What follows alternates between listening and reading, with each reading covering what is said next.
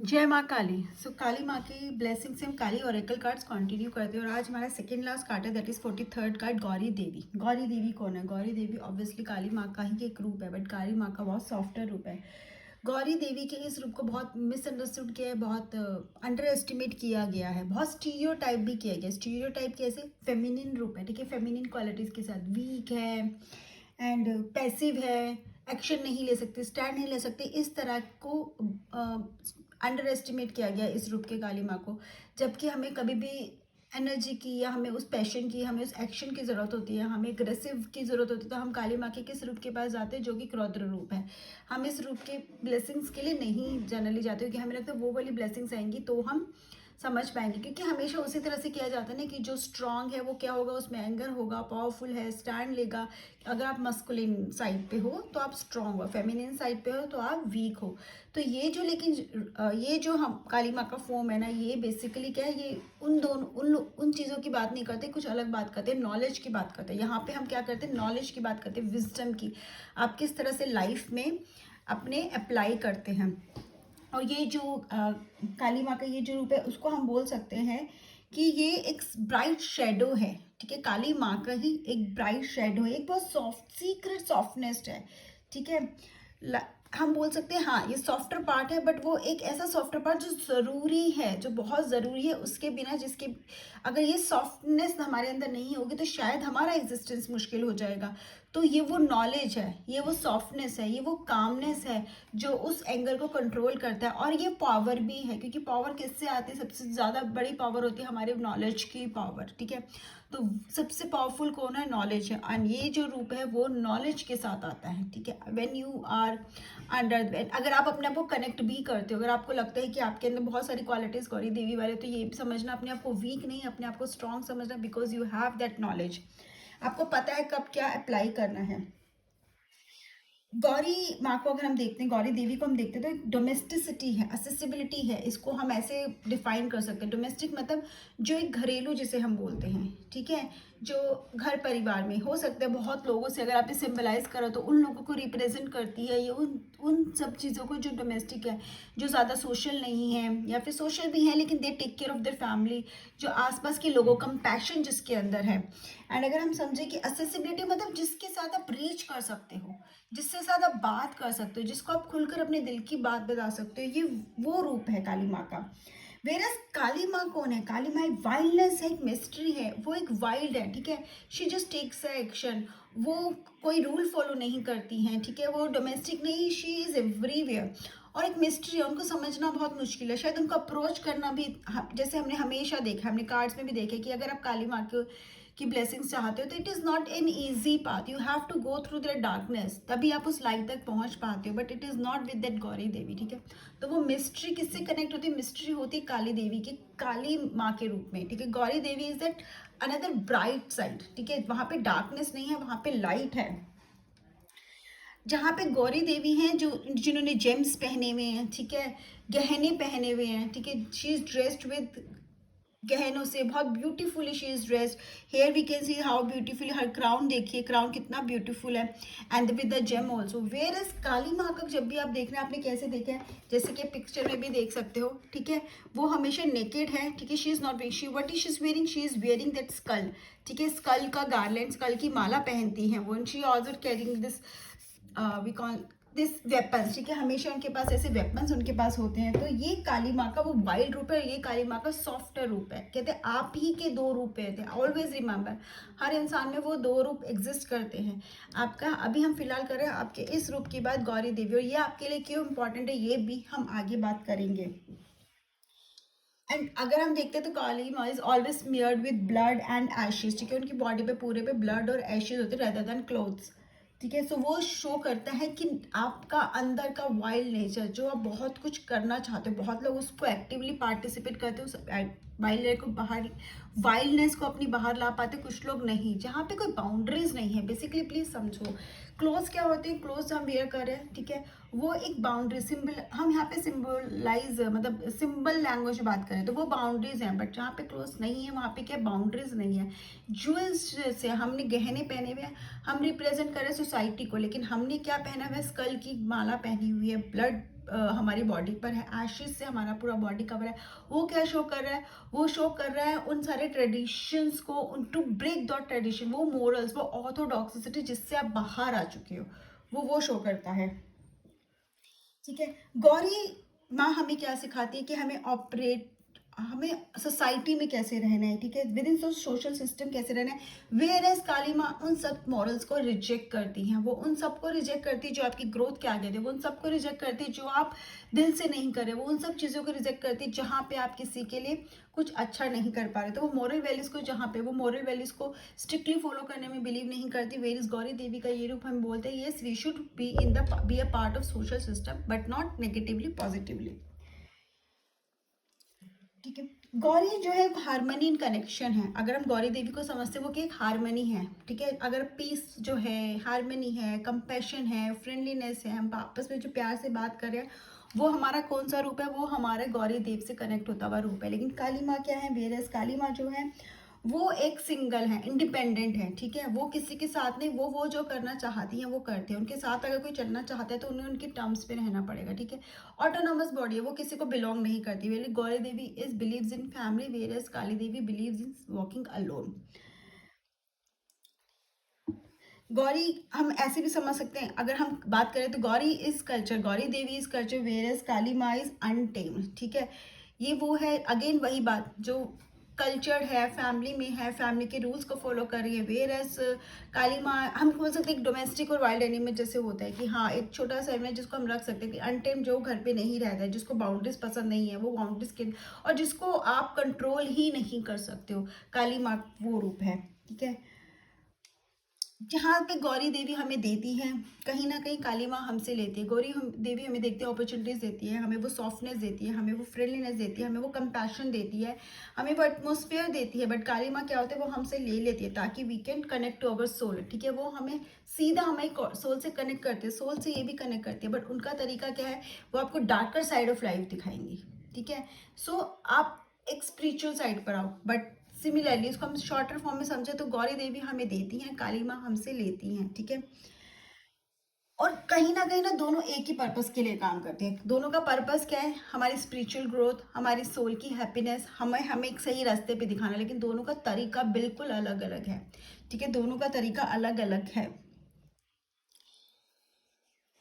अब और उन दोनों का पर्पस एक ही है, दोनों रूप है जो काली माँ के दोनों रूप है ना, उनका पर्पस एक है। क्या पर्पस है? कि हम अपनी लाइफ के पर्पस को समझ जाए। उनका पर्पस ये है कि हम अपने लाइफ के पर्पस को समझ जाए, हम अपने लाइफ के मीनिंग को समझ जाए, हम अपने लाइफ में जो अपना पैशन है उसको फॉलो कर पाए, बट डिफरेंट तरीके से, राइट। एक स्टोरी भी है इसके पीछे, ठीक है, इस रूप के पीछे ना एक स्टोरी भी है। एक बार काली माँ ना रिवर पे गई थी टू टेक अ बाथ, ठीक है, और वहाँ पे when she went to the river, तो वहाँ पे वो एकदम फेयर थी, ठीक है, she emerged as fair women, ठीक है, एकदम गौरी देवी के रूप में वो आ गई वहाँ पर। गौरी नाम से क्या है? गौरी का मतलब फेयर, ठीक है, Kali, black, Gauri, fair, we understand this. उसके बाद थोड़ी देर में जब वो रिवर पे गई तो थोड़ी देर में क्या हुआ, वहाँ पे एक डीमन आया, ठीक है, एक राक्षस आया जो उधर आसपास घूमने लगा, ठीक है। कह सकते हैं कि शायद बुरी नजर थी उसकी या जो भी थी। जैसे वो राक्षस आसपास घूमने लगा तो क्या हुआ, काली माँ का रूप बदल गया। अब वो गौरी देवी से कौन हो गई थी? वो काली माँ हो गई थी। और जैसे उन्होंने रूप बदला, क्या हुआ, उन्होंने राक्षस का विनाश कर दिया। तो कहीं ना कहीं नेगेटिविटी को खत्म करने के लिए हमें उस रूप को अपनाना पड़ता है। तो वो हमारा ही है, गौरी देवी के, काली माँ का ही रूप है। सॉफ्ट साइड पर है, ठीक है, सॉफ्ट साइड पर है, she is enjoying, was enjoying the nature. But नहीं, अगर कोई प्रॉब्लम आएगी तो क्या हुआ, उन्होंने अपना रूप बदला और उस राक्षस का विनाश किया। ये जो स्टोरी है क्या सिंबलाइज करती है? वो यही सिंबलाइज करती है कि हमारी फियर्सनेस को ज़रूरी है हमारे अंदर एग्जिस्ट करना। वो एक पावर जो हमारे अंदर है वाइल्ड, वो होना बहुत ज़रूरी है ताकि हम आगे आने वाली प्रॉब्लम्स को फेस कर सकें। लेकिन हम हमेशा वैसे नहीं रह सकते, हमें पता होना चाहिए कि हमें कौन से रूप की कब ज़रूरत है। जब हम सबके साथ हैं, अपनी फैमिली मेम्बर्स के साथ हैं, तो हमें काम रूप, सॉफ्टवेयर रूप होना पड़ता है। लेकिन जब भी प्रॉब्लम्स आती है, ईविल आता है, हमारे पर खतरा आता है, तो हमें कौन सा रूप अपनाना पड़ता है? हमें अपनाना पड़ता है फियर्स रूप। सो हम लोगों को ना कोई वायलेंट नहीं बनना है, ठीक है, इनहेरेंट नहीं करना है वायलेंस को। आपको ये बात बहुत अच्छे से समझनी पड़ेगी, काली माँ कभी भी हमें ये मैसेज नहीं देती कि हमें वायलेंट बनने की ज़रूरत है या हमें वैसा ही रहने की ज़रूरत है, या हमें अंदर ऐसा होना चाहिए कि हम हमेशा दूसरों को अटैक करें या परेशान करें। नहीं, वो सिर्फ अपनी सेफ्टी के लिए, ठीक है, या फिर काली माँ की हम बात करें तो वो सिर्फ अपने कहते हैं ना वर्ल्ड की सेफ्टी के लिए, दुनिया की सेफ्टी के लिए, अपने भक्तों की रक्षा के लिए वो वाला रूप अपनाती है। जब ईविल कहते हैं ना, जब बुराई का बढ़ जाता है, बुराई बहुत ज़्यादा बढ़ जाती है धरती पर, तो क्या होता है, तो उनको ये रूप लेना पड़ता है ताकि उस बुराई को वो ख़त्म कर सके। हमने बहुत सारी स्टोरीज भी कवर किया है बाई कवरिंग द कार्ड्स, ठीक है। तो वो वही वो सिंबलाइज ये चल रहा है ना, ये हमें भी लाइफ में मैसेज है एक तरह का। ये गौरी देवी जो आ रही है ना, वो एक मैसेज ही दे रही है कि हमें समझना चाहिए कि हमें कब इस रूप की ज़रूरत है। हमारी लाइफ में बैलेंस होना बहुत ज़रूरी होता है। ब्लैक एंड वाइट जैसे होता है ना, वैसे ही हमारे अंदर भी बहुत बैलेंस होना जरूर होता है, सॉफ्ट और फियर्स कॉम्बिनेशन का, ठीक है। हमें पता होना चाहिए कब हमें काम रहना है, हमें पता होना चाहिए कब हमें वाइल्ड होना है, कब हमें फियर्स होना है, कब हमें एक्शन लेना है। ओके, एंड अगर हम बात करें कि ये गौरी देवी और क्या है, गौरी देवी बेसिकली जब हम हीलिंग उसमें होते हैं मोड में, तो हम कह सकते हैं कि हाँ, गौरी देवी का वो मोड है जब हम हीलिंग मोड में होते हैं, तो हमारे पास किसकी ब्लेसिंग से, गौरी देवी की, और या फिर हम उस रूप से कनेक्ट हो पा रहे हैं जो हीलिंग है। तो हीलिंग की बात करते हैं तो गौरी देवी की बात करते हैं, लेकिन जब एक्शन की बात करते हैं, ठीक है, स्टैंड लेने की बात करते हैं, तो हम करते हैं काली माँ की बात। एक और स्टोरी है, ठीक है, उसमें क्या है कि एक बहुत भयानक जो राक्षस था, उसने ना लोकल मैन को ना रॉयल्स, उसने एक शहर पे अटैक किया, ठीक है, एक राक्षस था जिसने शहर पे अटैक किया, और है ना लोकल मैन उसे डिफीट ही नहीं कर पा रहे थे, ठीक है। जितने भी लोकल मैन थे, सोल्जर्स थे, जो भी था ना, आसपास के जितने भी खड़े हो गए, लेकिन कोई भी ना उस राक्षस को हरा नहीं पा रहा था, वो इतना ज़्यादा स्ट्रांग था।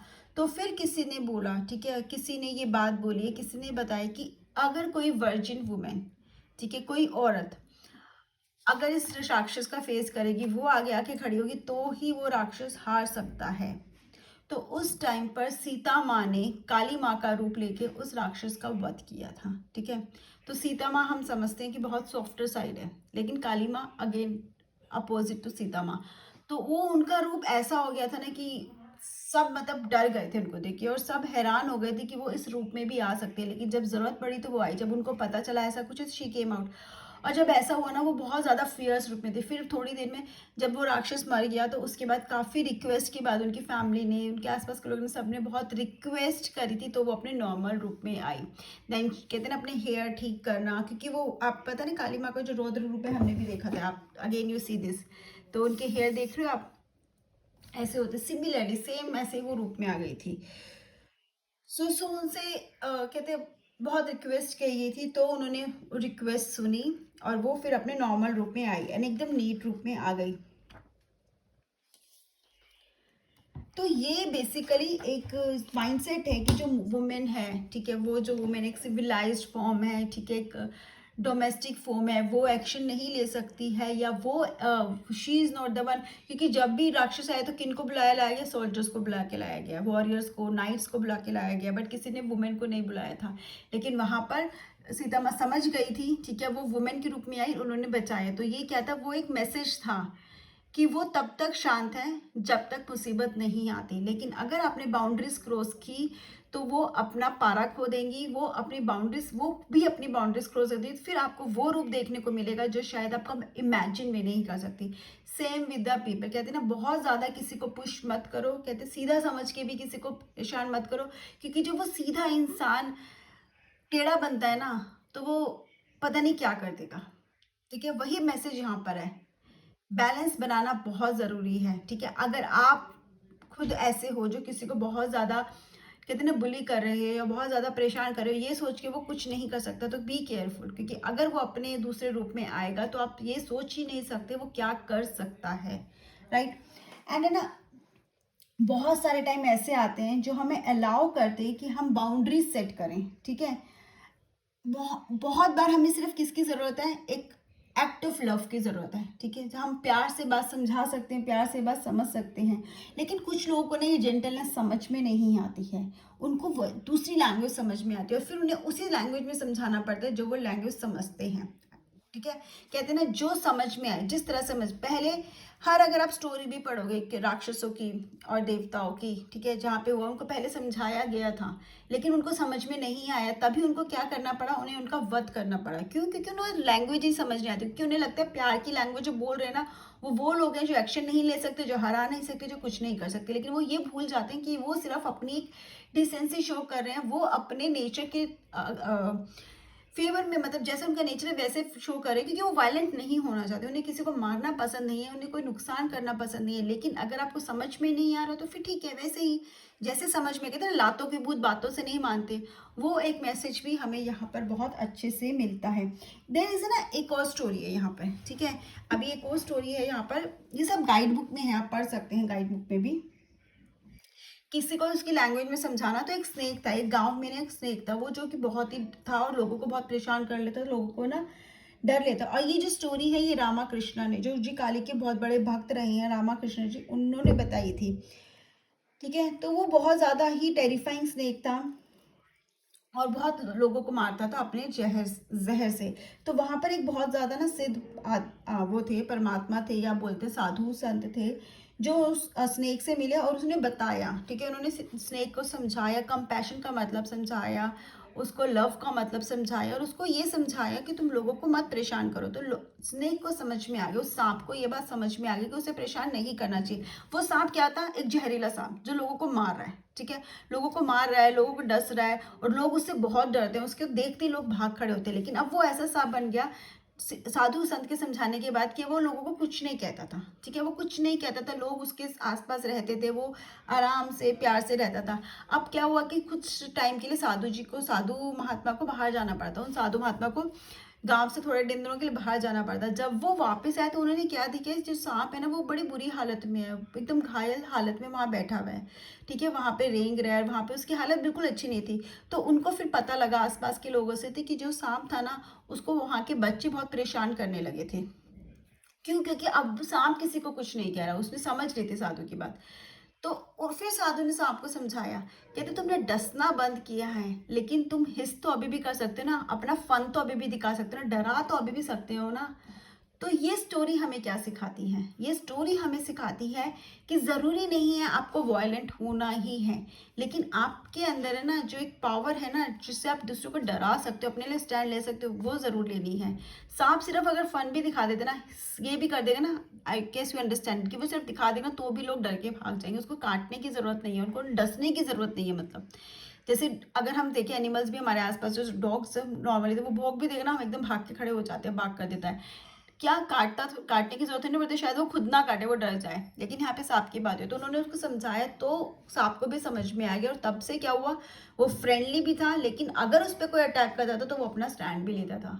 तो ये एक बैलेंस, तो ये कार्ड बेसिकली हमें मैसेज क्या दे रहा है, इतनी सारी स्टोरीज के साथ वो हमें मैसेज दे ही दे रहा है कि हमारी लाइफ में बैलेंस होना बहुत ज़रूरी है। अगर ये ऑरेकल आपकी रीडिंग में आ रहा है तो अंडरस्टैंड, चेक करो कि आप क्या कर रहे हो, कहीं आप बहुत ज़्यादा वायलेंट तो नहीं हो रहे हो, बहुत ज़्यादा अग्रेसिव तो नहीं हो रहे हो। अगर ऐसा हो रहा है तो काम हो जाओ, ठीक है, शांत हो जाओ। ऑन द अदर हैंड, अगर आप बहुत ज़्यादा शांत हो, ठीक है, और आपको लग रहा है कि आपके ऊपर सब चीज़ें हावी हो रही है, आप उन चीज़ों परेशान हो रहे हो, तो this is a time to take the stand. आपको अपने उस वायलेंट फॉर्म की ज़रूरत है। तो this card ask you to maintain balance in your life. देखो कब किसकी ज़रूरत है, उस हिसाब से रिएक्ट करो, ना कि आप किसी को देख के या किसी से इंस्पायर होके, नहीं, अपने हिसाब से आपकी सिचुएशन जैसी वैसे आप करो। एंड जस्ट ट्रस्ट, आपके इंटेंशन सही होने चाहिए, अपने एक्शंस में ट्रस्ट करो, माँ की ब्लेसिंग्स हमेशा आपके साथ है। तो ये कार्ड बेसिकली हमें टीच करता है balance in your life, to maintain that balance in your life, right. So ये मुझे समझ में आया इस कार्ड का। आप लोग क्या समझे हो, प्लीज़ फीडबैक सेक्शन में ज़रूर शेयर करना। जय माँ काली।